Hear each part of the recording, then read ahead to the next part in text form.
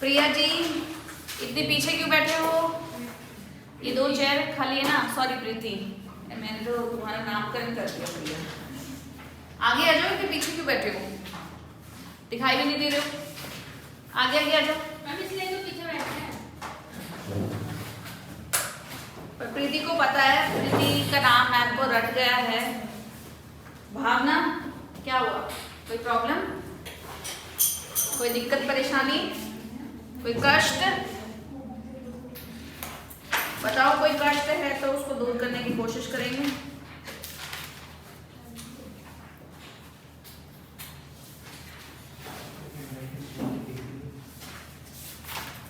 Supply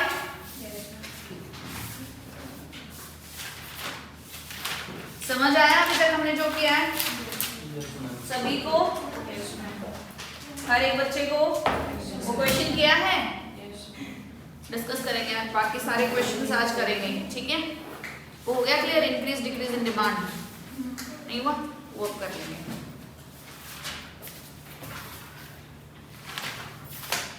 चलिए फटाफट बात कर लेते हैं, हमने क्या क्या पढ़ा है। Supply versus stock,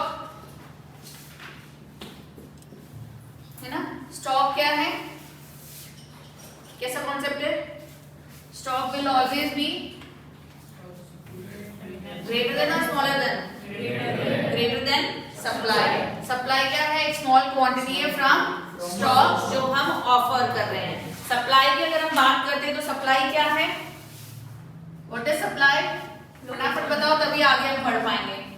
flowing concept है, part of stock, able to offer and willing to offer होना चाहिए, पर्टिकुलर पीरियड ऑफ टाइम होना चाहिए, पर्टिकुलर प्राइस पर होना चाहिए, ठीक है? Then we have discussed about the law of supply. Law of supply की हमने बात की थी। लॉ ऑफ सप्लाई क्या है Preeti? What is law of supply? whenever there is an increase in the price of the product, we usually increase the sell means supply करेंगे, we usually sell more, and whenever there is a decrease in the price of the product, we usually sell less or supply less. And what was the assumption? Ceteris paribus, other things being constant. Done. इसमें हमने schedule किए थे individual and market schedule. Then we have discussed about the curve, supply curves, individual supply curve and market supply curve. फिर हमने बात किया था कि सप्लाई कर्व हमारा कैसा है? पॉजिटिव स्लोप है ना? तो पॉजिटिव स्लोप क्यों होता है? पॉइंट्स बताओ उसके फटाफट। क्यों आता है पॉजिटिव स्लोप? प्राइस के बढ़ने पर सप्लाई से बढ़ती है। प्राइस के बढ़ने पर सप्लाई बढ़ती है, दैट मींस क्यों होता है ऐसा? प्राइस के बढ़ने पर सप्लाई क्यों बढ़ती है? क्योंकि हर प्रोड्यूसर, हर मैन्युफैक्चरर ये चाहेगा, ज्यादा से ज्यादा प्रॉफिट अर्न करना चाहेगा, तो ज्यादा प्राइस पर हम ज्यादा सप्लाई करेंगे क्योंकि हमें प्रॉफिट चाहिए ज्यादा ज्यादा, इसलिए उसका जो कर्व है वो पॉजिटिव स्लोप होता है। और क्या रीजन बताए थे? चेंज इन स्टॉक और चेंज इन स्टॉक क्या था? Like if price is increased, हमने एक एग्जांपल लिया था ना कि 5000 मैंने प्रोडक्शन के लिए कुछ दिया है, मैंने एक ऑर्डर प्लेस किया है, किसी प्रोड्यूसर से प्रोडक्शन करवाया है अपने लिए, then I am offering 4000 for sale, but अगर प्राइस बढ़ जाती है दैट मींस सप्लाई ज्यादा करोगे। समझ आ रहा है? स्पीडली इसलिए करा रहे हैं, we are just revising the last topic. Price बढ़ेगा तो मैं ज्यादा ऑफर करूंगी, तो ये क्या हो जाएगा? 5000 का 5000 में ऑफर कर दूंगी इंस्टेड ऑफ ऑफरिंग 4000। समझ आया? प्राइस बढ़ेगी, ज्यादा सप्लाई करेंगे, हमें तो प्रॉफिट हो रहा है ना, इसलिए। और क्या रीजन बताए थे?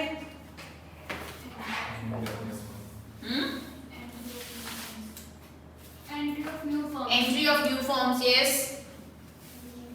बताओ फटाफट, बहुत कुछ करना आज। एंट्री ऑफ न्यू फॉर्म्स क्या था रोहन? जैसे कोई जो बिजनेस को चाहता है, मैं भी का एग्जांपल दूंगा। उसके संबंधी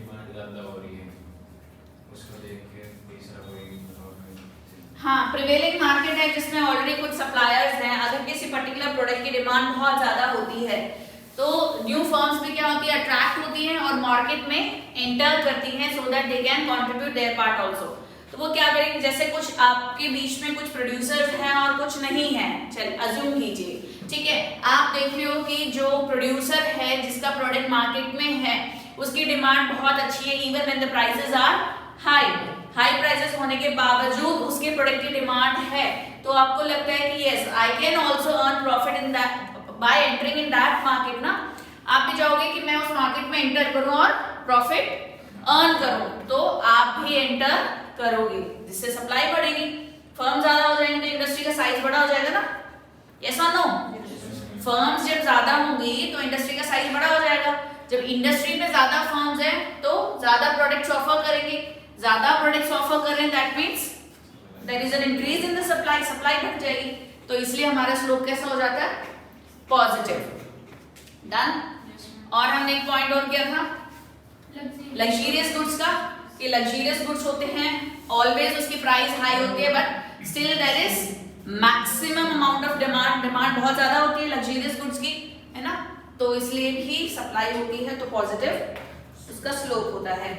और क्या डिस्कस किया था, डिटर्मिनेंट्स किए थे सप्लाई के, क्या क्या डिटर्मिनेंट्स थे, factors, price of the goods, price of related goods, I am not explaining, मैं सिर्फ पॉइंट्स ही बता रही हूँ, price of the good, still कोई डाउट हो तो पॉइंट बता देना, उसको डिस्कस कर लेंगे, ठीक है, price of the good, price of the related good और प्राइस ऑफ, अभी भी कॉपी में देखकर बोल रहे हो तो ये अच्छी बात नहीं है, आपको लर्न हो जानी चाहिए सारी चीजें, है ना, factors of production, price of factors of production, business size of industry, future expectations, technologies, number of sellers, goal of the firms and etcetera, बहुत सारे और भी हो सकते हैं। देन वी हैव डिस्कस्ड, बस इतना क्या था, एक्सेप्शंस पढ़े थे लॉ के, what were the exceptions,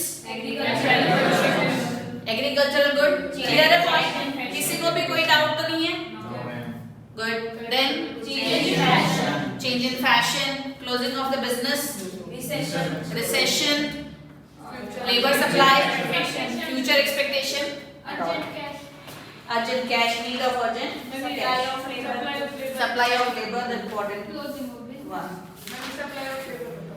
supply of labor, फिर से बता दो, देखो सप्लाई ऑफ लेबर में क्या होता है कि जो लेबर की सप्लाई है वह भी अफेक्ट करती है कि लॉ ऑफ सप्लाई एप्लीकेबल हो भी सकता है, नहीं भी हो सकता, या मैंने गलत कहा कि जो लॉ ऑफ सप्लाई है वो एप्लीकेबल डेफिनेटली नहीं होगा, हो भी सकता वाला केस नहीं होता, ये एप्लीकेबल नहीं होगा। तो मैंने इसमें क्या कराया था आपको, लेबर कर्व के थ्रू हमने इसको समझा था, लेबर कर्व कौन सा था, बैकवर्ड बेंड कर्व, तो इसमें हमने ये पढ़ा था, आपको भी लास्ट टाइम भी कंफ्यूजन था ना अंशी कि हम एक पर्सन की बात करें, एक लेबर की बात करें या डिफरेंट पर्सन की बात कर रहे हैं। देखो आप एक पर्सन की बात करो, फॉर एग्जांपल अगर आप अभी किसी जॉब में एंटर कर रहे हो, ठीक है, आपको सैलरी कितनी मिलेगी, मैं कहूँ 10,000, don't think as a CA, ठीक है, एज अ फ्रेशर आप कहीं किसी कंपनी में एज अ ग्रेजुएट जॉब करने जा रहे हो, आपकी सैलरी होगी 10,000, ठीक है, आपसे कितना काम करवाएगा, जितना हो सकेगा, मे भी हो सकता है 10 आवर्स आपसे काम करा रहे हैं, 12 आवर्स आपसे काम करा रहे हैं, एक साल आपने किया, 2 साल आपने किया, आपका प्रमोशन हुआ, ठीक है, देन आपने कुछ एक्सपीरियंस गेन किया, आप और ज्यादा काम करोगे, आप 14 आवर्स काम करने शुरू कर दिया, तो आपको कितनी सैलरी मिल रही है, 20,000 मिल रही है। कुछ साल आपने और काम किया, यू बिकेम मैनेजर, जब मैनेजर बन गए तो आप कभी कभी विजिट करोगे सिर्फ ऑफिस में, तब उसमें क्या होगा, कम काम और सैलरी ज्यादा, मैंने उल्टा कर दिया, हाँ उल्टा हो गया, यहाँ पर सैलरी है,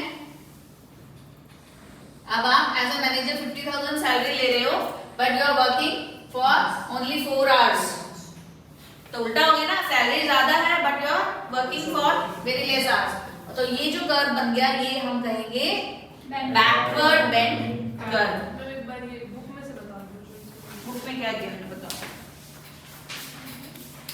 तुम्हारी बुक 2, इसमें तो कुछ और ही मिलेगा, कहाँ पर दिया है इसमें,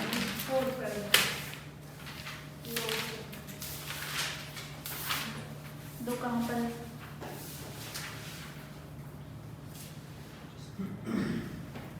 बुक में तो एक्सेप्शन दे नहीं रखे। एक्सेप्शंस तो नहीं है। नहीं, ये labour supply, sorry supply of labour का एग्जांपल। हाँ है ma'am. The law of supply में given है ये. The law of supply can be stated as other things being constant, the quantity of good produced and offered for sale will increase as the price of the good rises and decreases as the price falls. ये law of supply जो आपको बताया. This law is based upon the common sense because the higher the price of the good, the greater the profits that can be earned. Clear है?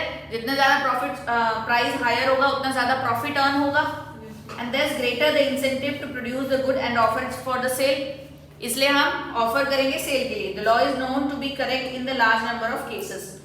There is an exception, however, if we take the supply of labor at very high wages, we may find that the supply of labor has decreased instead of increasing. ये इसने दूसरा example लिया.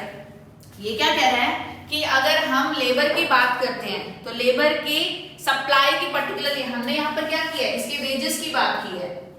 Wages या salaries की बात की ना हमने. इसने working hour and supply quantity of labour की बात की है.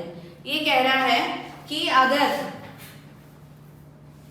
If we take the supply of labour very high wages, अगर हम उसको ज्यादा वेजेस दे रहे हैं, जैसे अगर लेबर है जिनको एक महीने के 2500 3000 मिलते हैं ना, वो उनके पर्टिकुलर वेजेस है. और we may find that the supply of labour has decreased instead of increasing. ये कह रहे हैं कि अगर हम लेबर की जो वेज रेट है उसको अगर बढ़ा देते हैं तो लेबर हमारे पास ज्यादा नहीं आते हैं. इंस्टेड ऑफ वो क्या होता है, बढ़ने की जगह वो कम हो जाते हैं. ऐसा क्यों होते हैं, सोचा कभी? ये लाइन समझ में आ गई थी या ये रीजन नहीं समझ में आया? बताओ ऐसा क्यों कहा है इसने? लाइन भी नहीं है. लाइन नहीं आई समझ में? देखो पढ़ो उसको एक बार, खुद पढ़ो एक बार तब समझ आएगा तुम्हें.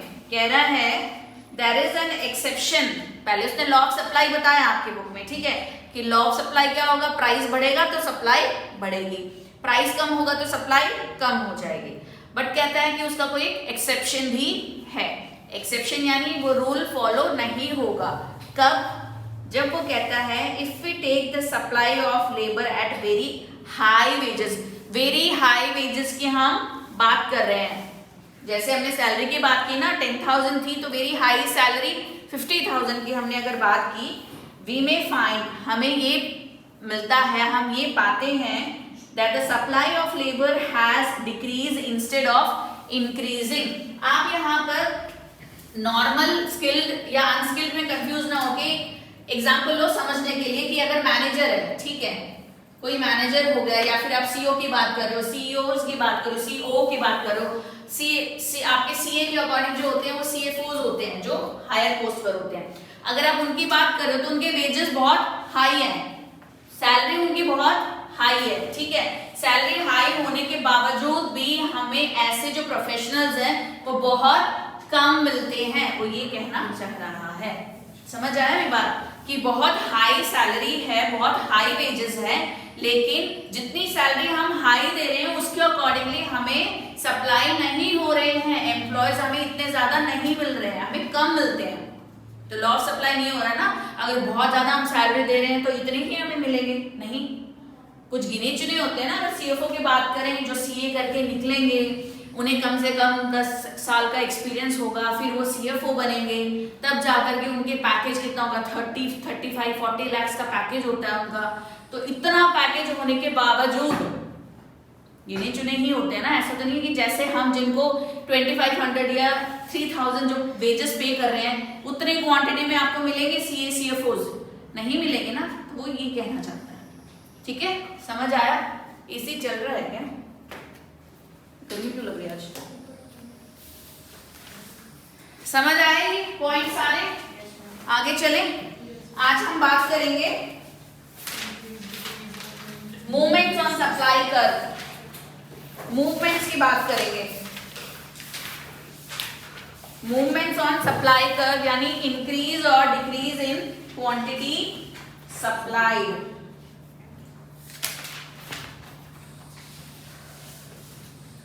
चलिए सप्लाई कर्व बना रही हूं. ओएक्स एक्सिस पर क्या लेते हैं? क्वांटिटी सप्लाइड, ठीक है, ये हमारा क्या है, क्वांटिटी सप्लाइड है।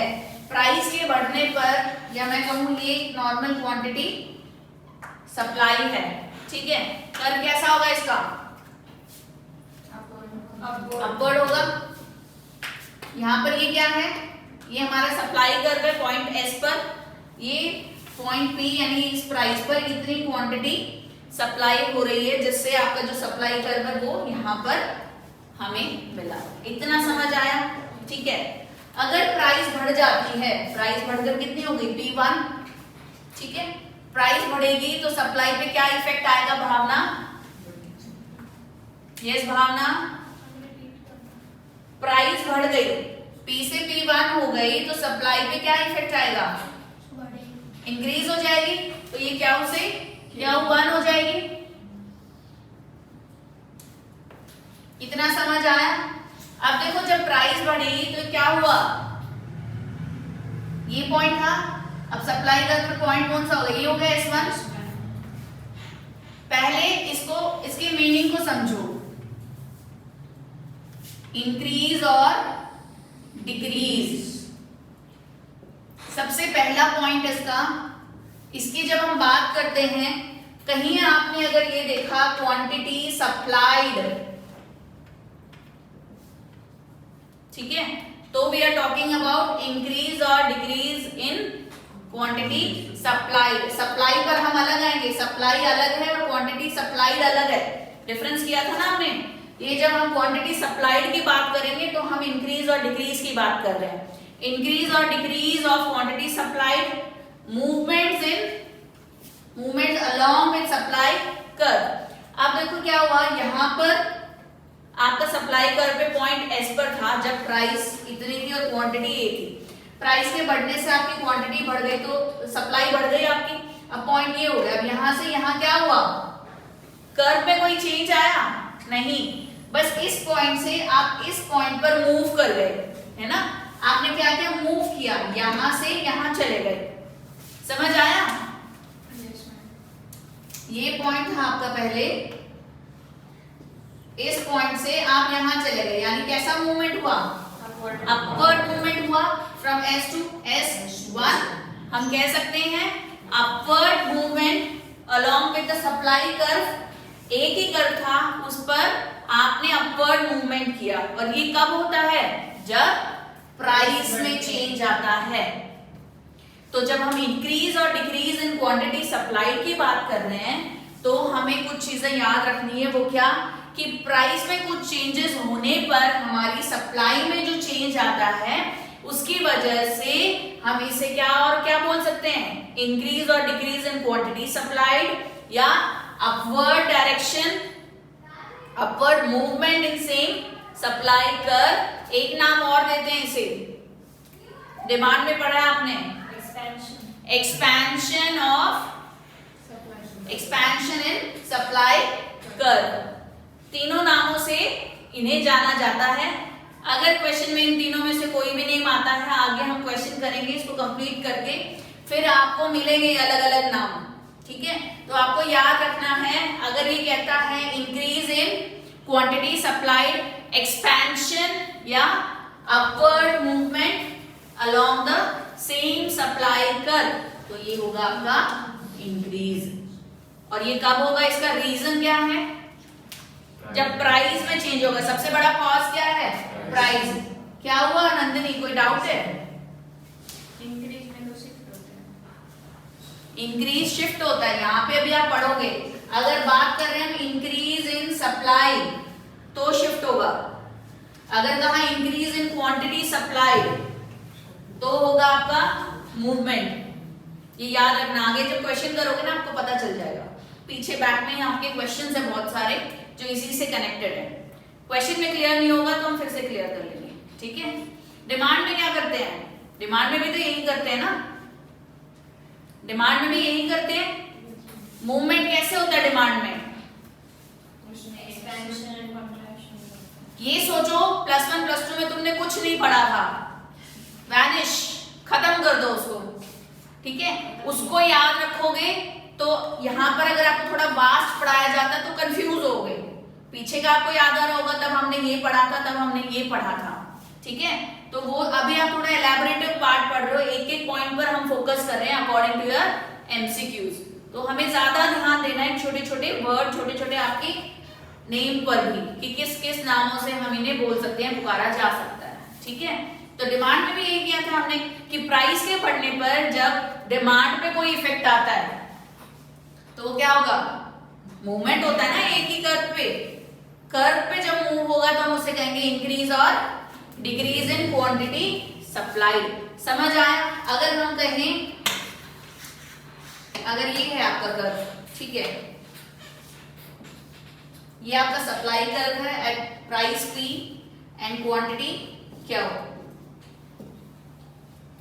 प्राइस क्या हुआ हमारी कम हो गई, तो अब यहां पॉइंट इस S से ये S2 हो गई, तो दैट मीन्स क्या हुआ, प्राइस कम हो गई तो हमारी क्वांटिटी भी कम हो गई, है ना, क्वांटिटी सप्लाइड कम हो गई, तो इसे हम क्या कहेंगे, downward movement along the same supply curve। एक ही सप्लाई कर्व है, पॉइंट उस सप्लाई कर्व पे पहले पॉइंट कुछ और था, अब प्राइस में चेंज आने पर पॉइंट कुछ और हो गया है। समझ आया? अपवर्ड यहां से ऊपर जाएगा, डाउनवर्ड कर्व जिसे हम क्या कहेंगे, कंट्रैक्शन भी कह सकते हैं, but you have to remember quantity supplied. समझ आया? क्लियर है? आगे चले,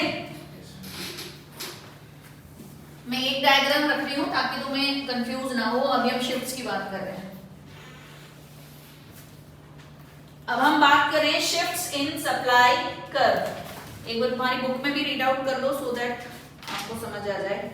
देखो मूवमेंट्स में क्या लिखा है, when the supply of a good increases as a result of an increase in its price, we say that there is an increase in the quantity supplied and there is an upward movement on the supply curve। समझ आया क्या कहा? ये कह रहा है जब price में इंक्रीज होने पर आपकी सप्लाई बढ़ जाती है तो क्वांटिटी सप्लाई इंक्रीज होने की वजह से अपवर्ड मूवमेंट हो जाएगा सप्लाई कर्व में। The reverse is the case when there is a fall in the price of the product. Shifts देखिए, शिफ्ट्स की जब हम बात करेंगे, मूवमेंट में क्या किया था आपने, ये मूवमेंट है, ठीक है, इस मूवमेंट में हमने क्या किया था, किसकी वजह से मूवमेंट हुआ था, कॉज क्या है इसका, प्राइस, है ना। अब हम बात करें शिफ्ट्स की, शिफ्ट्स इन सप्लाई कर्व, तो यहां पे हम किसकी बात करेंगे, क्वांटिटी, यहां पे हम बात करेंगे फैक्टर्स की। प्राइस के अलावा हमने डिटरमिनेंट्स पढ़े थे ना, हमने दो पार्ट्स में डिवाइड किया था, एक होता है प्राइस और एक होगा अदर फैक्टर्स। तो we are talking about the other factors. यहाँ पर हम अदर फैक्टर्स की बात कर रहे हैं। प्राइस कांस्टेंट भी रह सकता है और नहीं भी रह सकता। हम ये मानते हैं प्राइस में कोई चेंज नहीं आ रहा है, प्राइस अनटच्ड है, मानो तुम वो कांस्टेंट है, ठीक है, प्राइस में कोई चेंज नहीं आ रहा, अदर फैक्टर में चेंज आने की वजह से तुम्हारे कर्व में चेंज आ रहा है। प्राइस में भी आ सकता है, मतलब जैसे प्राइस होगी 5 और किसी इनकम भी 5000 से 10000 हो, तो वो सब कम थोड़ी करेगा डिमांड, फिर बढ़ेगी सप्लाई। वही तो बता रही हूँ। देखो तुम्हारी क्या है, अगर हम बात करें तुम्हारी इनकम है सपोज, या तुम किसी पर्टिकुलर प्रोडक्ट की जो प्राइस है वो 10 रुपीज थी, ठीक है, से फॉर एन एग्जांपल मार्कर है, उसकी प्राइस 10 रुपीज थी और उस पर जो डिमांड कितना कर रहा था, वो 50 यूनिट्स का डिमांड कर रहा था, ठीक है, और आप सप्लाई कितनी कर रहे थे, से फॉर एन एग्जांपल आप सप्लाई कर रहे थे 60 यूनिट्स सप्लाई कर रहे थे आप, ठीक है, लेकिन आपकी जो प्राइस है ना इसमें कोई चेंज नहीं आया, मानो ये कांस्टेंट है, प्राइस उतनी ही है, लेकिन टेक्नोलॉजी में चेंज आ गया, आपने बेटर टेक्नोलॉजी यूज की जिससे आपका प्रोडक्शन ज्यादा हुआ। अब प्रोडक्शन ज्यादा किया तो आपके पास प्रोडक्ट पहले 60 अवेलेबल थे, अब आपके पास 80 अवेलेबल है, लेकिन प्राइस में तो कोई चेंज नहीं आया ना, प्राइस तो अभी भी 10 की 10 है। समझ रहे हो? आपने अच्छी टेक्नोलॉजी यूज की, जैसे हमने बात की थी लेबर इंटेंसिव कोई टेक्नोलॉजी है, लेकिन आपने रोबोटिक्स से यूज कर लिया जिससे आपका प्रोडक्शन बढ़ गया, तो आपके पास अभी कितनी यूनिट्स अवेलेबल है, 80 यूनिट्स अवेलेबल है, प्रोडक्ट तो आपके बढ़ गए ना, या अगर हम बात करें रिलेटिव गुड्स की, आपके प्राइस में कोई इफेक्ट नहीं आया, ठीक है, आपकी प्राइस जो थी प्रोडक्ट की सिमिलर है, लेकिन रिलेटिव गुड की प्राइस में चेंज आने से आपके प्रोडक्ट की सप्लाई तो बढ़ेगी या घटेगी ना, उसमें तो चेंज आ सकता है ना। उसमें ठीक है, बट इनकम का एग्जांपल ले, डिमांड का ले रहे हैं, सप्लाई का ले रहे हैं। हाँ, अगर किसी की इनकम इंक्रीज हो रही है और कोई गुड्स है, हाँ होता है। देखो डिमांड में क्या है, जैसे आपकी इनकम है, आपकी इनकम की अगर मैं बात करूं, मैं मानूं आपकी इनकम है 20,000, ठीक है, उस 20,000 इनकम में से आप 300 पर्टिकुलरली किसी प्रोडक्ट पे स्पेंड कर रहे थे या डिमांड कर रहे थे। हम बात कर लेते हैं कुछ फ्रूट आप ले रहे थे, हर मंथ आप फ्रूट ऑर्डर कर रहे थे, अगर 100 रुपीज पर केजी आपके एप्पल्स है तो आप 3 केजी एप्पल परचेज कर रहे थे। ज्यादा कॉर्नर में हो गया क्या, हो रहा है विजिबल एग्जांपल? यहाँ लिखती हूँ, इनकम क्या थी आपकी 20,000 आपकी इनकम थी, जिसमें से आप एवरी मंथ क्या करते हो 300 रुपीज निकाल कर रखते हो फॉर फ्रूट्स। जैसे एप्पल आपको बहुत पसंद है तो आप एप्पल परचेज करते हो, ठीक है, जो एप्पल की प्राइस क्या थी 100 रुपीज पर केजी। समझ रहे हो ये किसकी बात कर रहे हैं हम, डिमांड की, ठीक है, डिमांड कर रहे हो ना 3 केजी एवरी मंथ। आपकी जो इनकम है वो कितनी हो गई, बढ़ के 30,000 हो गई, यही बताना चाह रहे हैं ना, 30,000 इनकम हो गई। आपकी क्या हुआ, प्राइस में कोई चेंज नहीं आया। नहीं, अगर प्राइस भी बढ़ गए, इनकम हमारी 30,000 हो गई और चलो माना प्राइस बढ़ गए 150 रुपए हो गए, मैम आप डिमांड की वो डिमांड पे क्वेश्चन कर रही है, वो उसका कुछ कंफ्यूजन है इसको लेकर डिमांड के। तो अभी भी डिमांड तो वो करेगा ना, अब उसकी डिमांड तो करेगा, डिमांड तो वो करेगा, यहाँ पे भी तो सप्लाई तो होगी। ये डिमांड की बात कर रहे हैं ना, देखो ये डिमांड कर रहा है आपका, ये डिमांड कर रहे हैं ना, इनकम उसकी बढ़ गई। जैसे एग्जांपल को सुनो, पहले 20,000 से 300 रुपीज वो रखता था रिजर्व में, ठीक है, 100 रुपीज पर केजी एप्पल का प्राइस था, उसकी इनकम हो गई 30,000, प्राइस नहीं बढ़ा, मैं कह रही हूँ प्राइस सेम है, ठीक है, इनकम बढ़ने की वजह से अब वो क्या करे, इनकम उसकी बढ़ गई तो वो 500 रुपीज रख रहा है अपने फ्रूट्स के लिए, डिमांड बढ़ गई ना, अब वो 500 रुपीज रख रहा है अपने फ्रूट के लिए, जिससे वो 5 केजी एप्पल परचेज कर सकता है, प्राइस वही है सेम, अगर पर डिमांड कितनी कर रहा है, प्राइस में इंक्रीज हो जाए तो मैं इसको 700 कर दूंगी, प्राइस भी इंक्रीज हो गई। चलो मानो तुम्हारा क्वेश्चन लेते हैं, ये 100 थी अभी हो गई 150, तो इस इनकम के अकॉर्डिंग वो कितना परचेज करता है, 2 केजी परचेज करता ना, 3 तो नहीं कर पाता ना, पर स्टिल अगर इनकम बढ़ जाती है तो 500 में इससे तो ज्यादा ही परचेज कर पाएगा, डिमांड तो फिर भी बढ़ी। इसका कर्व बताना, जो प्राइस में भी चेंज हो प्राइस में भी और और इनकम में इनकम भी चेंज हो रहा है, प्राइस में भी चेंज होगा, इनकम में भी चेंज होगा, ऐसा तो कर्व बना ही नहीं है। एक चीज लोगे आप, या तो प्राइस में चेंज आएगा तो उसे हम क्या कहेंगे, इंक्रीज और डिक्रीज, अगर इनकम में चेंज आया तो उसे हम कहेंगे शिफ्ट। समझ रहे हो? ये एक बार ये बना के देखो, दो मुझे दो, तुम डिमांड पे आ गए सप्लाई छोड़ के भी।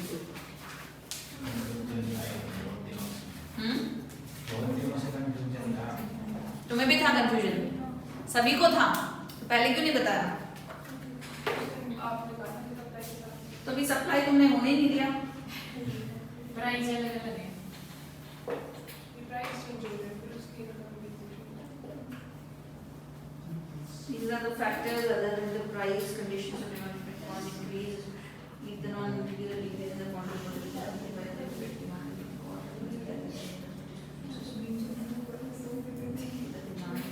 सो गई थी? नहीं सोई। हाँ मैं तो घर जाके सो गई थी।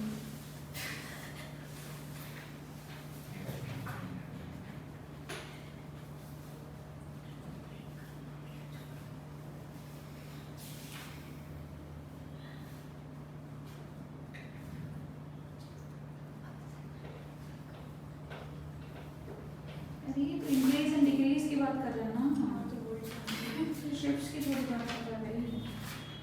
इंक्रीज डिक्रीज में तो शिफ्ट एक्सपेंशन एंड कॉन्ट्रैक्शन में मूवमेंट होती है और इंक्रीज डिक्रीज में शिफ्ट होता है। हमारी सप्लाई में एक लाइन बताया था, पर तुम्हारी सप्लाई में तुम्हें क्या याद रखना है, एक बात होती है क्वांटिटी सप्लाई और एक है सप्लाई। पहले क्वेश्चन कर लिया उससे नहीं ये तो समझ में आता है इसमें, पर उसमें क्या मेरा डिमांड वाले ना आप कहते हैं ना दोनों को कंपेयर करके बताऊंगी।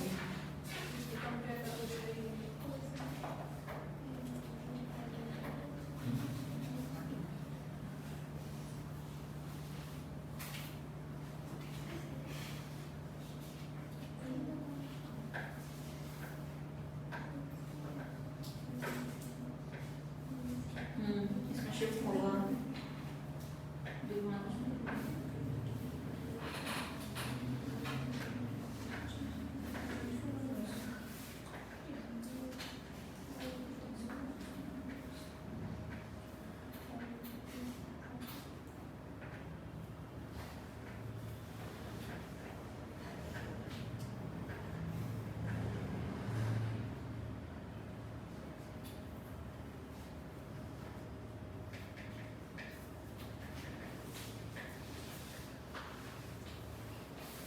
देखो इसमें क्या कह रहे हैं, ये इसकी प्राइस थी 54321, प्राइस चेंज हुई, प्राइस चेंज होने से उसने माना कि क्वांटिटी ऑफ x2 है, अगर उसकी 5000 पर मंथ है तो इतनी सच क्वांटिटी डिमांड करेगा। अगर उसकी प्राइस सॉरी इनकम जो है अगर बढ़कर 10000 पर मंथ होगी तो वो इतनी सच क्वांटिटी डिमांड करेगा। तो ये कह रहा है कि जब दो सेट्स की हम बात करते हैं, इस सेट की बात करें या फिर हम इस सेट की बात करें, तो ये कहता है कि इससे जो है ना शिफ्ट होगा, वो ये जो कर्व होगा ना हमारा वो शिफ्ट हो जाएगा क्योंकि प्राइस में चेंज आ रहा है as well as other factor भी मूव कर रहा है। देखो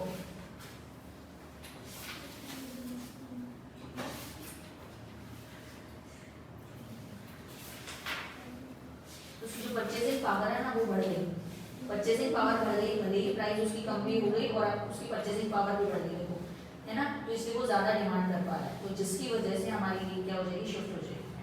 मतलब कि एक साथ दोनों चीजें, हाँ अदर फैक्टर और प्राइस दोनों ही काम कर रही है यहाँ पर, हाँ तो तो दोनों उसमें चेंज हो जाएगी और एक शिफ्ट हो जाएगी इसकी। ऐसा कुछ नहीं है कि प्राइस को हमें फिक्स मान भी सकते हो, नहीं भी मान सकते हो, जो डिमांड की जब हम बात करते हैं ना, डिमांड में नहीं मान सकते कि फिक्स होगा, डिमांड में तो चेंज आएगा ही आएगा प्राइस में, तो उसमें कंसिडर कर सकते हैं एक पॉइंट, बाकी और इलैबोरेट करेंगे, पहले एक बार इसको खत्म कर लेते हैं, हमारे संडे का टेस्ट रह जाएगा। मैम पूरा चैप्टर आएगा टेस्ट में, मैम ये ऐसे हो सकता है, इसको करेंगे अभी, रुको इसको करेंगे, एक फ्री करके फिर डिस्कस कर लेंगे। हाँ पूरा चैप्टर आएगा चैप्टर में है ही कितना, सप्लाई तो है सिर्फ, आराम से बोल रहे हैं, वो डरा के लिए मैं नहीं डर रही हूँ, डर तुम रहे हो, सप्लाई तो है, छोटा सा ही तो है वो, छोटा सा वो भी हो जाएगा। देखो शिफ्ट्स की बात कर रहे थे हम, मैम डिमांड के अंदर के ना तो क्वेश्चंस आए थे ना, वो कर्व के नाम वगैरह बहुत ज्यादा कंफ्यूजिंग थे, फिर किसके नाम, डिमांड में नहीं आए थे वो नाम वगैरह, आपने डिस्कस भी नहीं किया होगा, मैम ने बोला पढ़ लेना डिमांड में तरफ, मैंने कहा था करके आना उसको, लेकिन एक दिन फिक्स कर लेंगे उसका, तब करेंगे, कर लो आज, क्योंकि जो बच्चे नहीं आए उनको पता नहीं ना डिमांड क्या चल रहा है। मैम फिर इसके क्वेश्चंस और इसके लगभग सेम ही आएंगे, कंफ्यूजिंग होगा, हम उसको रिवाइज करेंगे ना, फिर से स्टार्ट करेंगे, तो तब कर लेंगे, तो तो ये बोल रही है उसका दोबारा टेस्ट ले लेंगे। उसका नहीं। ये ऐसे मैं बोलोगे बोल रही हूँ आपने जैसे डिमांड करवाया था आप ऐसे सप्लाई करवा रहे, लेकिन डिमांड की क्वेश्चंस में पता नहीं वो उसके नाम वगैरह वो मतलब हाँ, मैम, practice चाहिए। इसका भी वैसा ही आ जाएगा, फिर हमसे नहीं होगा। अरे तुम मुझे करवाने दोगे तो मैं तुम्हें क्वेश्चंस कराती हूँ, पूरी इलास्टिसिटी ऑफ सप्लाई में किस तरीके के क्वेश्चंस आते हैं, जैसे तुम्हारे डिमांड में आए थे, तुम आगे बढ़ने ही नहीं दे रहे हो।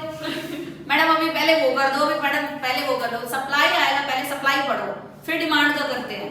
क्वेश्चंस मैं कराऊंगी, पूरा बल्क ऑफ क्वेश्चंस है मेरे पास आज कराने के लिए, पर पहले टॉपिक तो कंप्लीट हो जब तो क्वेश्चन बता पाओगे। टाइम नहीं है मैम आपके पास, मेरे पास बहुत टाइम है, मैं 6:30 तक जाऊँ, माइंड नहीं है हमारे पास नहीं। कोई बात नहीं, तुम्हें बिठा के रखूंगी। देखो तो हम बात क्या कर रहे थे, हम जब मूवमेंट की बात करेंगे तो हम बात करेंगे सिर्फ प्राइस, हमारे माइंड में सिर्फ प्राइस होना चाहिए, प्राइस में चेंज आने की वजह से आपका पूरा जो कर्व है ना उसमें मूवमेंट होगा, ठीक है। मूवमेंट और शिफ्ट दो वर्ड तो समझते हो अच्छे से। मूवमेंट क्या हो गया, आगे पीछे मूव कर रहे हो एक ही सेम ही कर्व पर, ठीक है। शिफ्ट क्या होगा, ये आपका सप्लाई कर्व है, प्राइस में कोई चेंज नहीं आया, लेकिन जैसे अगर मैंने यहाँ कहा टेक्नोलॉजी की हमने बात की, टेक्नोलॉजी की वजह से आपकी जो सप्लाई है वो क्या हो गई, बढ़ गई,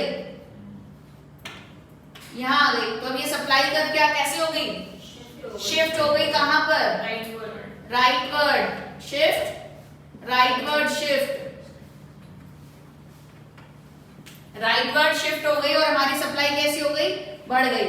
ऐसे अगर हम लेफ्टवर्ड शिफ्ट की बात करें तो कैसी हो गई, यहाँ हमारी सप्लाई कम हो गई। ठीक है, प्राइस यहाँ पर हमारा कांस्टेंट ही है, प्राइस कांस्टेंट है, लेकिन अदर फैक्टर के चेंजेस की वजह से आपकी जो सप्लाई कर्व है उसमें अगर शिफ्ट हो जाता है तो उसे हम कहेंगे shift in supply, shift in supply, not quantity supplied, सिर्फ सप्लाई, तो उसे हम कहेंगे शिफ्ट।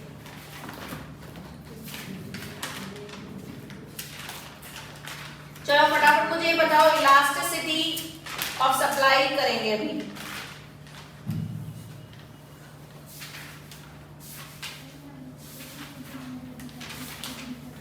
इलास्टिसिटी क्या है,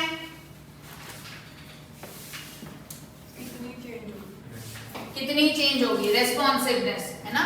तो इलास्टिसिटी ऑफ सप्लाई क्या होगी,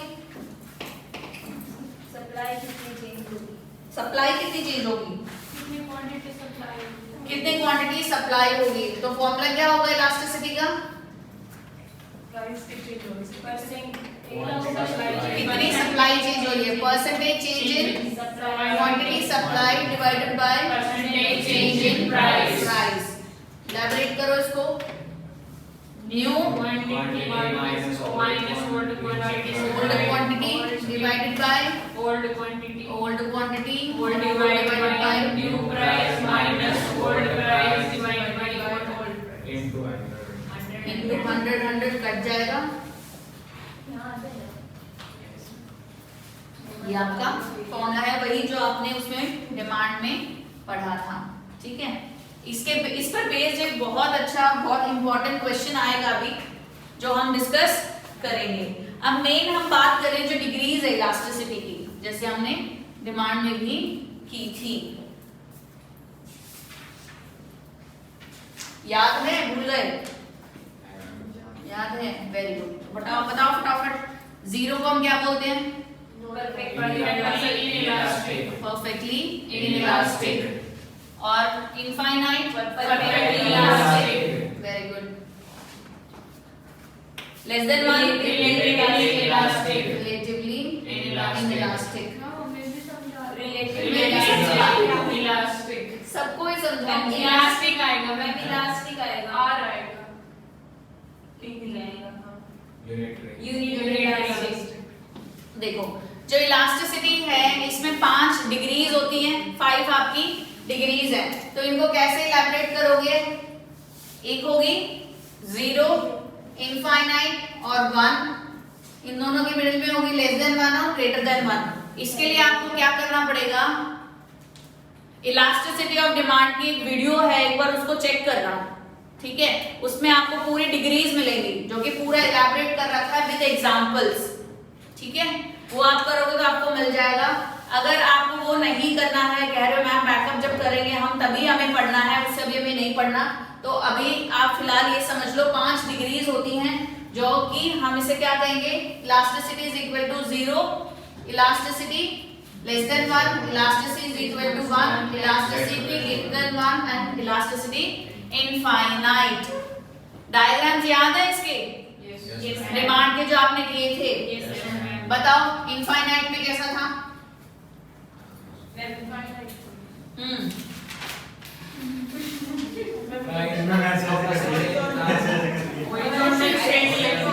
स्ट्रेट लाइन थी।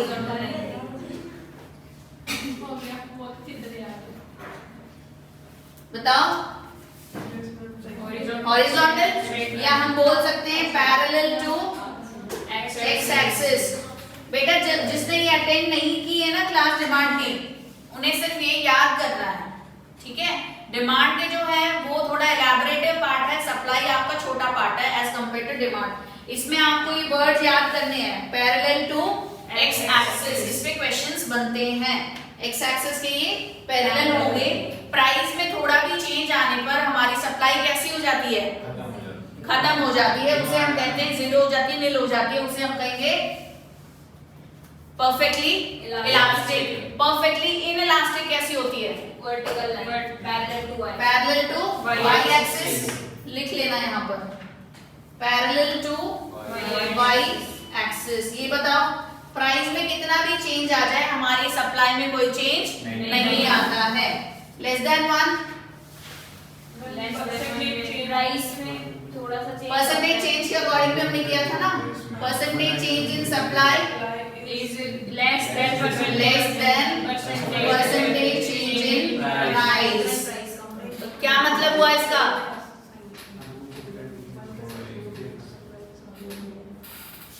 परसेंटेज चेंज इन प्राइस में थोड़ा सा चेंज आता है, क्वांटिटी में ज्यादा चेंज नहीं आता।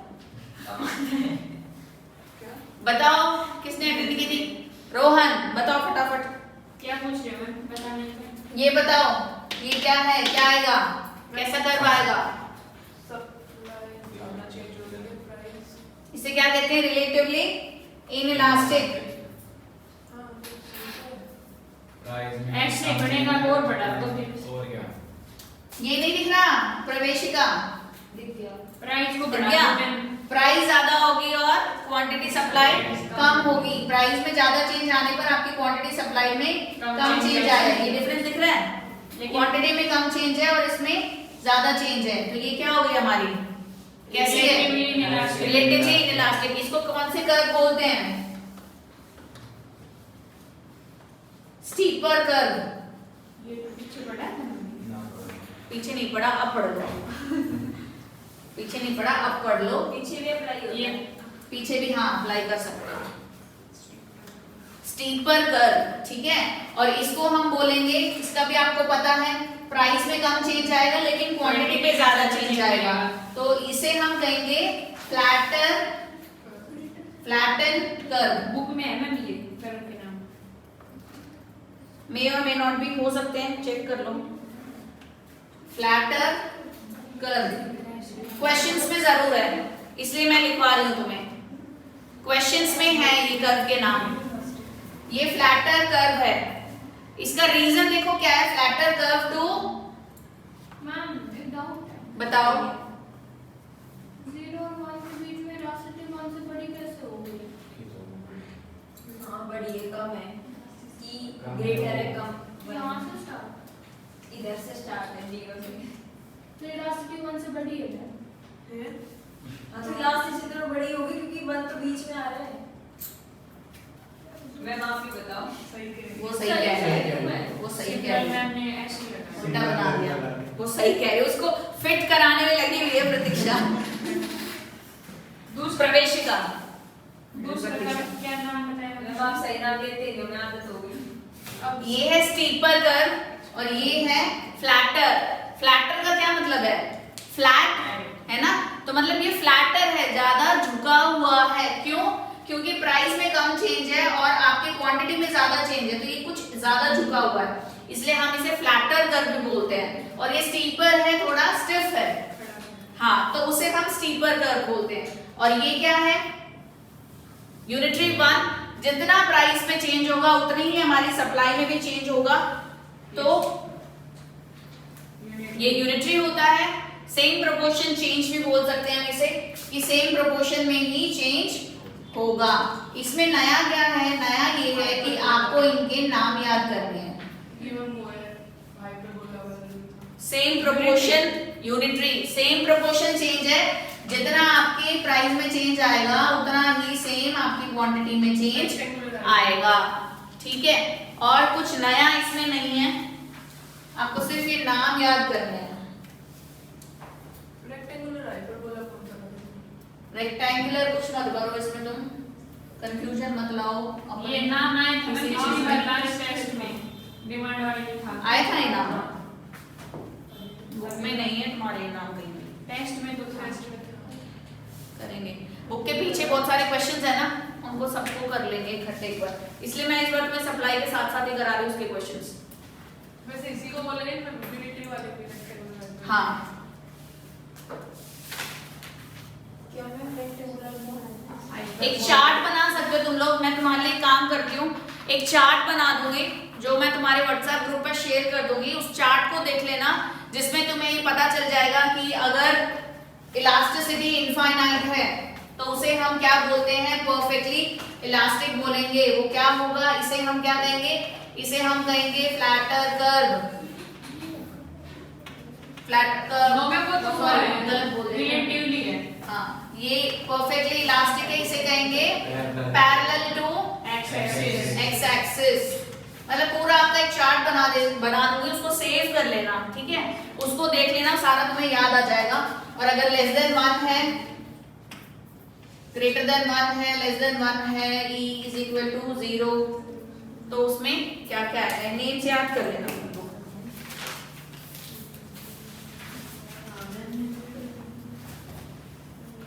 मेजरमेंट की अगर हम बात करें कि इलास्टिसिटी हम कैसे कैलकुलेट करते हैं, एक सबसे जो मेन और इम्पोर्टेंट इसमें मेथड होता है वो कौन सा होता है, जो डिमांड में आपने दिया था प्राइस इलास्टिसिटी, वही सिमिलर फॉर्मूला है इसमें आपका, percentage change in supply percentage change in price, जो अभी हमने इलैबोरेट किया था। सेम यही आपका फॉर्मूला रहेगा।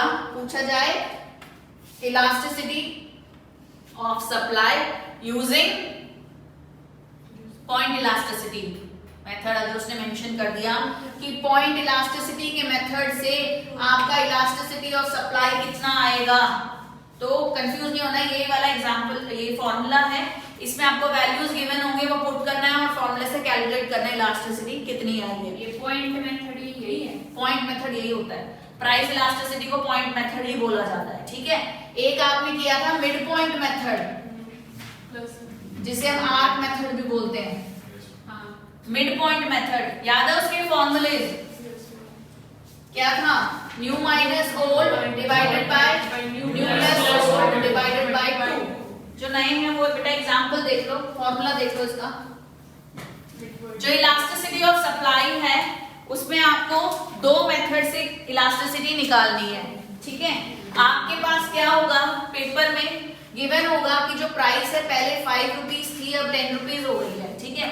उस पे आपने क्वांटिटी जो सप्लाई की थी 5 रुपीज में आप 15 क्वांटिटीज सप्लाई कर रहे थे, और जब प्राइस बढ़ गई तो आप 40 क्वांटिटीज सप्लाई कर रहे हो। ये आपके पास वैल्यूज गिवन है, ठीक है। ये वैल्यूज गिवन है, आपको बोला जाएगा इलास्टिसिटी ऑफ सप्लाई आपको कैलकुलेट करनी है यूजिंग पॉइंट मेथड, ठीक है। पॉइंट मेथड का फॉर्मूला कौन सा है, ये आपका पॉइंट मेथड का फॉर्मूला होगा। अभी हमने इसको इलैबोरेट किया था। परसेंटेज चेंज इन सप्लाई क्या होता है, देखो ये हमारी न्यू प्राइस हो गई, पहले 5 थी अब नहीं हो गई, तो ये सप्लाई न्यू हो गई, new supply minus old supply divided by old supply. समझ आया, ये निकल गया, ये कैलकुलेट कर लिया हमने, ठीक है। The whole divided by new price minus old price divided by old price into 100 into 100 हो गया कैलकुलेट। 100 से 100 कट जाएगा, इसको सॉल्व करो, इक्वल टू जो भी आपकी वैल्यू आई वो आपका आंसर होगा। अच्छा, इसमें कोएफिशिएंट भी मैंने बताया था, माइनस लगा के कोएफिशिएंट है, माइनस हटा देंगे, प्राइस माइनस हटा देंगे, कोएफिशिएंट तो माइनस में नेगेटिव होगा, इसमें नेगेटिव नहीं होगा, तो आपको क्या करना बताओ। दोनों में। अच्छा, अगर डिमांड कहूं, मैं कहूं प्राइस इलास्टिसिटी आपने निकाल दी है, आपका माइनस 0.5 आया, तो आंसर क्या होगा, मैं कहूं coefficient of price elasticity of minus, लेकिन सप्लाई का नहीं होगा, मैं सप्लाई का नहीं होगा। पॉजिटिव रिलेशनशिप है। आ रही हूं, वहीं पर ही आ रही हूं, वेट करो।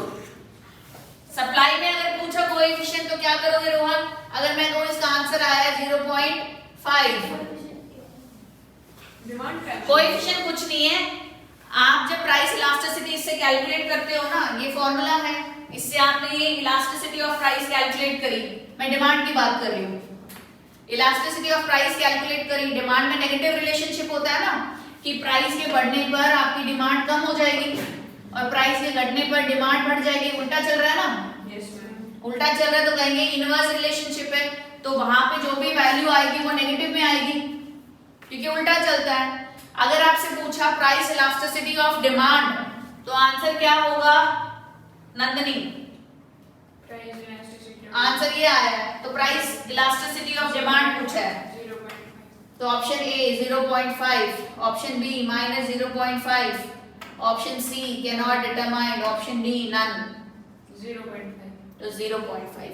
अगर सिर्फ प्राइस इलास्टिसिटी पूछे तो इस माइनस साइन को इग्नोर कर देंगे, क्योंकि इनवर्स रिलेशनशिप तो ऑलरेडी है, उल्टा है ना रिलेशनशिप, बढ़ने पर कम होगी और कम होने पर बढ़ेगी, तो वो अंडरस्टूड है, माइनस साइन नहीं लगाएंगे। अगर क्वेश्चन में आया word what will be the coefficient of price elasticity of demand, तो आपका जो आंसर होगा वो ए नहीं होगा, फिर आंसर होगा बी, तो हम यहाँ पर माइनस का साइन लगा देंगे। ठीक है, अब बात करें सप्लाई की। अब सप्लाई में पूछा तो क्या करोगे, माइनस का सिंबल लगेगा या नहीं लगेगा रोहन, नीलांश? नहीं लगेगा, लगेगा? नहीं लगेगा. सप्लाई में नहीं लगेगा, क्योंकि वो ऑलरेडी पॉजिटिव Relation. रिलेशनशिप है, तो नेगेटिव माइनस में तो आंसर आएगा ही नहीं ना, नहीं आएगा ना। ठीक है, समझ आएगी? Yes, ma'am. सेकेंड मेथड इसका क्या है, ये तो पॉइंट इलास्टिसिटी मेथड था सप्लाई कैलकुलेट करने का। सेकेंड मेथड है आर्क मेथड, Midpoint. जिसे हम क्या कहते हैं, Midpoint. मिड पॉइंट मेथड भी बोलते हैं।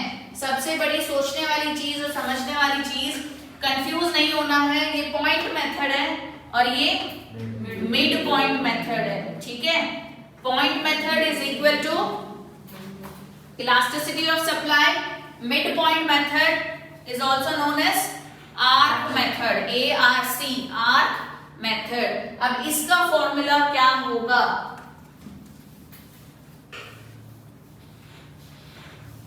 इसका फॉर्मूला हमने लास्ट डिमांड की क्लास में समझा था। वो क्या समझा था, जो कर चुके हैं वो रिवाइज कर लो, जिनको नहीं याद वो पढ़ लो।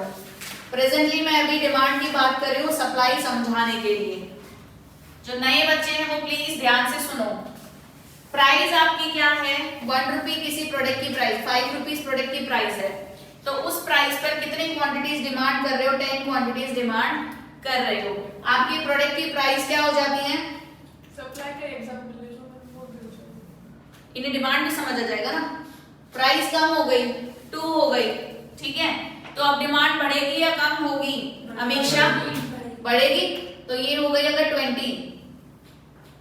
इतना समझ आया? इसमें आपको क्या करना है, अगर मैं कहूं इस सिचुएशन पे आप क्या निकालोगे, प्राइस इलास्टिसिटी निकालो, तो क्या आएगा बताओ जल्दी जल्दी, पीछे से बताओ, रोहन बताओ, सॉरी रोहित बताओ। 20 minus 10 divided by 10 whole divided by 2 minus 5 Divided by 5 है ना, कैलकुलेट करो इसको फटाफट, क्या आएगा, -10 by 10 -3 by 5 ऊपर माइनस नहीं आएगा, माइनस नहीं आएगा, 20 बड़ा ऊपर में नीचे नीचे आएगा, ऊपर नहीं आएगा। ऊपर 20 माइनस नहीं। और देखो एक सिचुएशन नंबर 2, इसको कैलकुलेट करके बताओ एक बंदा कोई भी, कितना आया, -5/3 -5/3 पॉइंट में निकालो कितनी आई इलास्टिसिटी इसकी, कैलकुलेटर यूज करो। 5/3 सेकंड केस क्या था, 1.666 आएगा 1.67 1.6 ले लो, माइनस में आएगा ये ना, -1.6। ऐसे ही सेकंड केस निकालो, इसी का उल्टा ले लो, 2 5 20 10। अब इसकी निकालो, निकालो फटाफट प्राइस इलास्टिसिटी,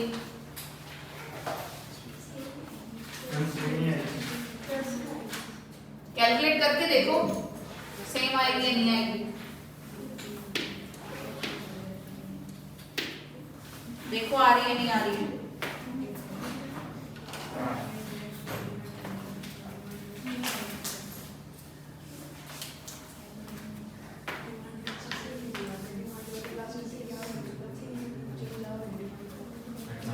मैं पूछूंगी आंसर सभी से, रोहित खुद कैलकुलेट करो,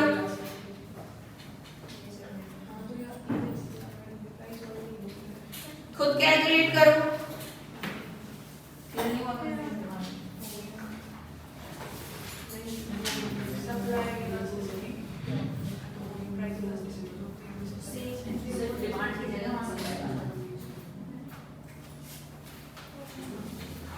कितना आया? हम 0.33 है। 0.33 सेम नहीं है ना, इसका क्या आया? 0.33।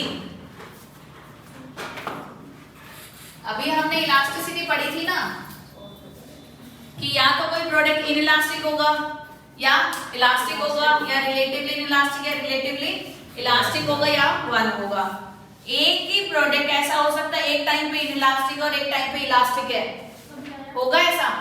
तो ये नहीं हो सकता ना, हो सकता है ऐसा? नहीं हो सकता। तो इसका अलग अलग आंसर आया देखो। एक टाइम पे ये इनइलास्टिक बता रहा है और एक तरफ ये बोल रहा है कि इलास्टिक है, तो ऐसा पॉसिबल नहीं है। इसका फॉर्मूला कैसे निकाला था बताओ फटाफट। 10 minus 20 divided by 20, 5 minus 2 divided by 2, कितना आया? minus 10 by 20, 3 by 2। अब देखो यहाँ पर, अब हम क्या करेंगे, इसको मिड पॉइंट निकालने के लिए एवरेज निकालेंगे, ठीक है? एवरेज निकालेंगे, एवरेज निकालना आता है ना, 1 plus 2 divided by 2, ठीक है? तो अब ये देखो यहाँ पर इसका 10, प्रॉब्लम कहां पर है, इक्वल कहां पर नहीं है, हम ये देखेंगे। न्यूमरेटर का numerator is equal to this numerators numerator. समझ आई बात? मैम क्या न्यूमरेटर न्यूमरेटर बोल रहे हो? ये वाला पार्ट है, अपर पार्ट को न्यूमरेटर बोलते हैं, लोअर पार्ट को डिनोमिनेटर बोलते हैं। तो इस न्यूमरेटर का, इसमें भी न्यूमरेटर हुआ ऊपर 10, डिनोमिनेटर 10, तो ये इक्वल है इसका, और ये देखो इक्वल 10। साइंस को इग्नोर कर दो, मतलब माइनस प्लस को, ठीक है? इक्वल है। और क्या इक्वल है? कुछ है? डिनोमिनेटर का न्यूमरेटर और डिनोमिनेटर का न्यूमरेटर सेम है। प्रॉब्लम कहाँ आई? डिनोमिनेटर में, चाहे न्यूमरेटर का डिनोमिनेटर हो या डिनोमिनेटर का डिनोमिनेटर हो, है ना? तो प्रॉब्लम डिनोमिनेटर में है। तो हम क्या करेंगे, डिनोमिनेटर पार्ट में हम लोग एवरेज निकालेंगे। एवरेज कैसे निकालेंगे? New plus old divided by 2, ऐसे करके हमारा मिड पॉइंट इलास्टिसिटी का फॉर्मूला आया था। कैसे आएगा यहाँ पर? अब ये फॉर्मूला था ना, हमने लिखा था पहले, प्राइस इलास्टिसिटी का फॉर्मूला क्या था? New quantity minus old quantity divide by old quantity, new price. सभी बोलेंगे तो अच्छा लगेगा। डिवाइडेड बाय ओल्ड प्राइस, ये था हमारा फॉर्मूला, ठीक है? अब मिड पॉइंट इलास्टिसिटी का फॉर्मूला कैसे आया? New quantity minus old quantity divided by new quantity plus old quantity divided by 2। समझ आया? क्या क्या हमने डिनोमिनेटर में एवरेज निकाला। अब the whole divided by new price minus old price divided by new price plus old price divided by 2। समझ आया? क्या किया हमने? हो गया? इसे ऐसे भी बोल सकते हैं, 2 से 2 कट गया, फॉर्मूला क्या बन गया? New quantity minus old quantity divided by new quantity plus old quantity whole divided. मुझे दिख रहा है, समझ में आ रहा है कौन बोल रहा है और कौन नहीं बोल रहा है। इससे आपको लर्न ही होगा और कुछ नहीं होगा। Minus old price divided by new price plus old price. ये आपका आर्क इलास्टिसिटी मेथड है, ठीक है? ये अभी तक हमने डिमांड पढ़ा था ना, सेम सप्लाई में है। इलास्टिसिटी ऑफ सप्लाई पूछेंगे using arc method, ARC, arc method. तो उसका फॉर्मूला होगा ये, यहाँ पर क्वांटिटी जो लिखी हमने, क्वांटिटी सप्लाई रही, ठीक है? और ये प्राइस, ये किसका फॉर्मूला है? पॉइंट मेथड, ये पॉइंट मेथड का फॉर्मूला है। समझ आया? इन दोनों तरीके से हम इलास्टिसिटी कैलकुलेट कर सकते हैं। अब लास्ट जो आपका बच गया है वो है इक्विलिब्रियम, इक्विलिब्रियम प्राइस।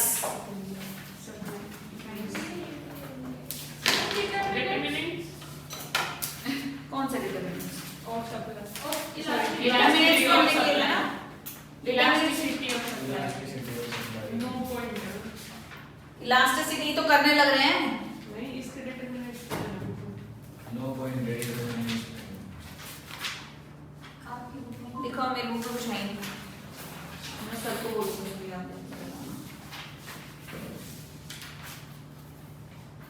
ये तो वही है डिटर्मिनेंट जो हमने किए थे, पढ़ के देखना, वही है ये डिटर्मिनेंट्स, पढ़ के देख लेना, नहीं तो ये तुम्हारा होमवर्क समझो, उसको करके कर लेना, डाउट पूछ लेना।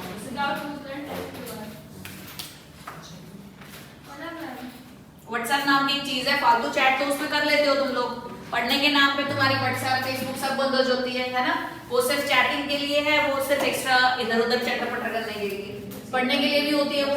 कभी तो सोशल साइट को प्रॉपर्ली यूज कर लिया करो।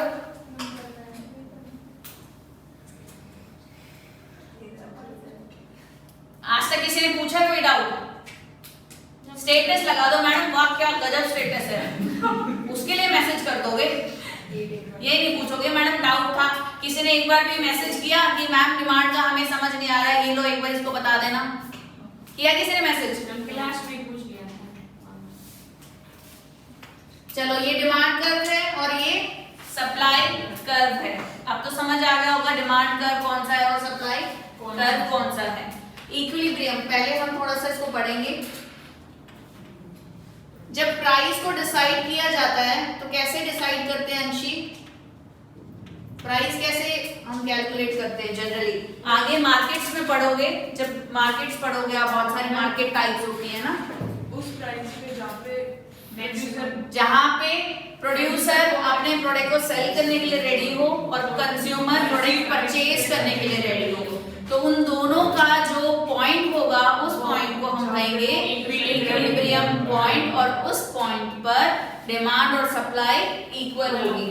ये डिमांड कर्व है, ये सप्लाई कर्व है, जहाँ पे दोनों इंटरसेक्ट कर रहे हैं इस पॉइंट को कहेंगे इक्विलिब्रियम पॉइंट, जहाँ पर कंज्यूमर उस प्रोडक्ट उस प्राइस पर परचेज करने के लिए रेडी है और बेचने के लिए ये होगा हमारा क्वांटिटी जिसमें डिमांड भी है और सप्लाई भी है, और ये है हमारा प्राइस, वाई एक्सिस और एक्स एक्सिस।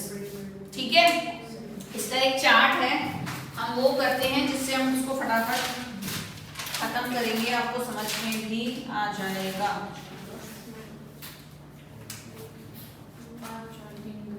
तुम्हारी बुक में गिवन है, तुम वही देख लो, मेहनत मत कर देना, बस थोड़ा बहुत। Very good Nilash.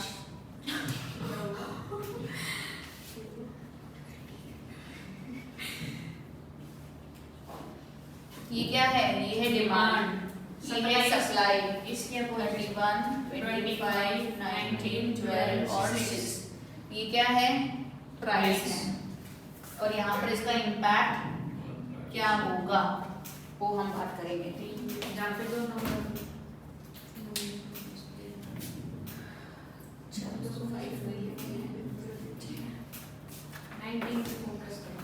19 पे फोकस करो, इसको देखो एक बार, तुम्हें क्या समझ में आ रहा है, इसको आ गया सब आ गया समझ में? हाँ, 19 यहाँ देखो क्या दिख रहा है बोर्ड पर, एक डायग्राम दिख रहा है और एक स्केड्यूल है। ठीक है, उसमें क्या गिवन है आपको?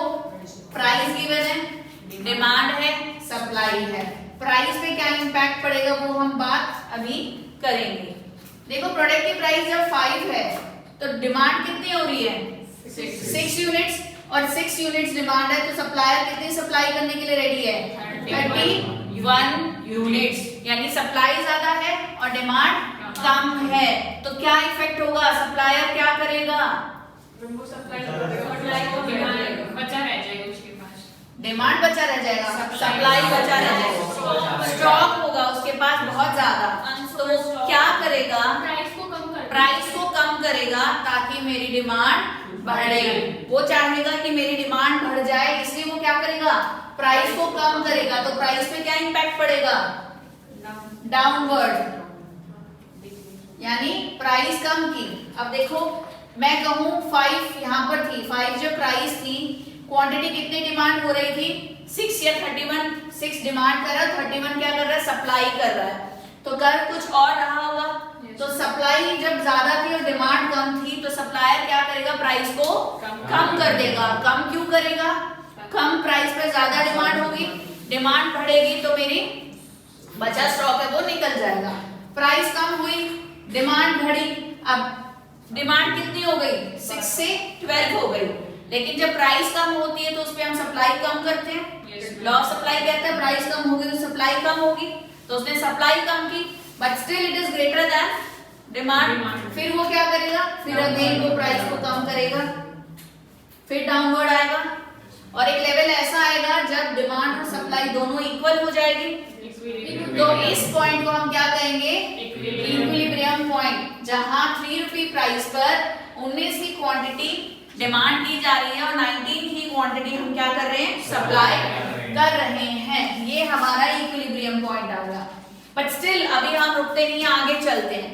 मानते हैं कि सप्लाई ने अगर प्राइस और कम कर दी, ठीक है, और कम हो गई तो डिमांड ज्यादा हुई और सप्लाई अब प्राइस ज्यादा कम होने पर सप्लाई कम हो गई, ठीक है। तो इस पॉइंट पर सप्लायर क्या करेगा, प्राइस को बढ़ाएगा, अपवर्ड जाएगा, ठीक है। जब अपवर्ड जाएगा प्राइस को बढ़ा के 3 कर देगा, तो प्राइस बढ़ने से डिमांड कम हो जाएगी और प्राइस बढ़ने से सप्लाई बढ़ जाएगी। वहीं अगर एक बार और हम मानते हैं कि प्राइस अगर कम कर दी 2 से, फिर अगर 1 हो गई तो प्राइस कम होने से डिमांड बढ़ती है और सप्लाई कम हो जाएगी।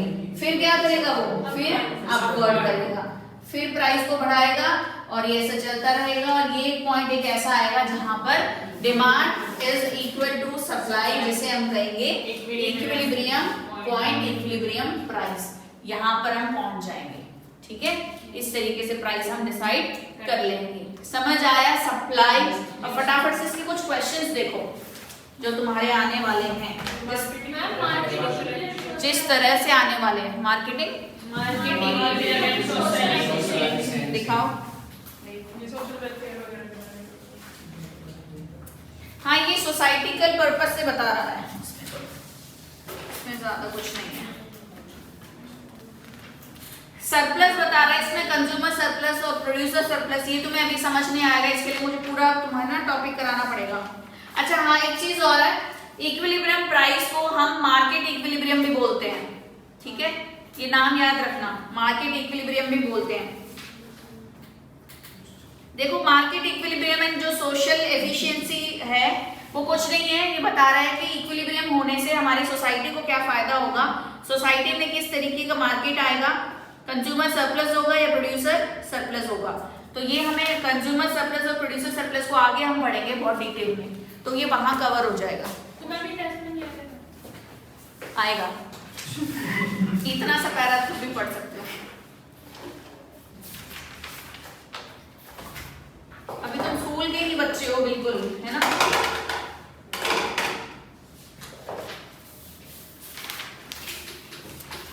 स्कूल के ही बच्चे हो, थोड़ा सा एक्स्ट्रा। चलो मुस्कान,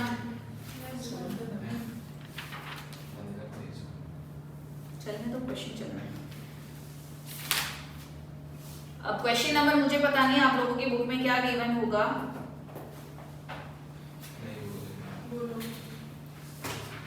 elasticity of supply refers to the, मेरी बुक में 48 है नंबर। Questions back questions. Elasticity of supply refers to the degree of responsiveness of supply of a good to change in its. जिससे पूछूंगी वही जवाब देगा। 48 क्वेश्चन नंबर देखो क्या आंसर होगा इसका। प्रीति बुक नहीं है, हो गया, क्या आंसर आया? Answer is B. सभी का इजी है, क्लियर है? प्रवेशिका, रोहित, बेटा Amisha, Muskan, done. Next question देखो 49 देखो, आया था ना अभी। Horizontal supply curve parallel to quantity axis, ये कौन सा आता है? हॉरिजॉन्टल सप्लाई कर्व इनफाइनाइट में आता है, तो ये हो जाएगा infinite. Question number 50, contraction of supply, decrease in number of sellers.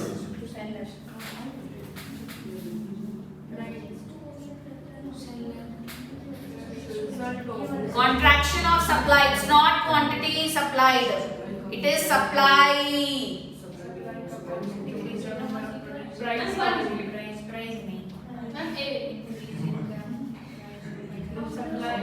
देखो कॉन्ट्रैक्शन और एक्सपेंशन आता है तो ये क्वांटिटी सप्लाइड ही है। मैं तुम्हें कंफ्यूज करने के लिए बोल रही थी कि सप्लाई है, क्वांटिटी सप्लाइड नहीं है। अगर शिफ्ट की बात की उसने या increase and decrease in supply की बात की तो वो शिफ्ट्स की बात कर रहा है, ठीक है। एक्सपेंशन और कॉन्ट्रैक्शन आया तो मतलब वो किसकी बात कर रहा है, मूवमेंट की। तो मूवमेंट कब होती है, किसकी वजह से होती है, उसी कमोडिटी के प्राइस में चेंज आने की वजह से होती है ना। तो इसलिए इसका आंसर क्या होगा, Decrease in the price of decrease in the price of the good concern, यानी उसी कमोडिटी के प्राइस में कमी आने से कॉन्ट्रैक्शन होता है। ठीक है, क्लियर है ना सभी को? ये कौन सी नोट्स होती है? 5 बजे तक क्लास में तो इतना फटाफट करा रही थी। क्या बोल रहे हो? 51 कॉन्स्पिशियस गुड्स, कॉन्स्पिक्यूअस गुड्स बताओ, कराया था, भूल गए? कॉन्स्पिक्यूअस गुड्स प्रेस्टिजियस गुड्स होते हैं,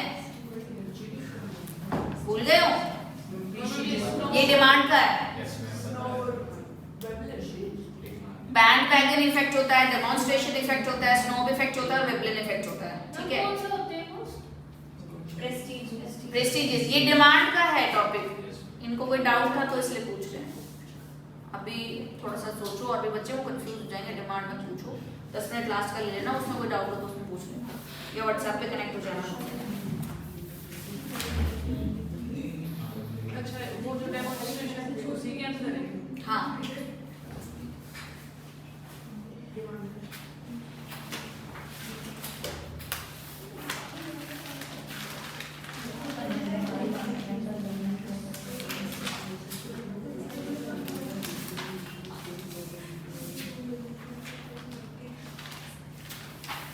वो नहीं करा रहे तुम्हें, कॉन्स्पिक्यूअस गुड्स करा दे और रीडिंग नहीं है उनकी, रीडिंग नहीं है। उसमें रीडिंग नहीं कराई ना, कोई बात नहीं, वो मैं बाद में करा दूंगी। ये एक्सेप्शंस में आते हैं, लॉ ऑफ डिमांड के एक्सेप्शंस थे। कॉन्स्पिक्यूअस गुड्स, कॉन्स्पिक्यूअस नेसेसिटीज, फिर नेसेसिटीज थे, ignorance, rational knowledge about market conditions आए यार। कंजप्शन। हाँ, ये फिर वो है। चलिए नेक्स्ट कीजिए। अच्छा, क्वेश्चन नंबर 73 दिया था होमवर्क, हो गया वो? क्या आंसर आया? नीलांश, मत करो। Decrease in the price of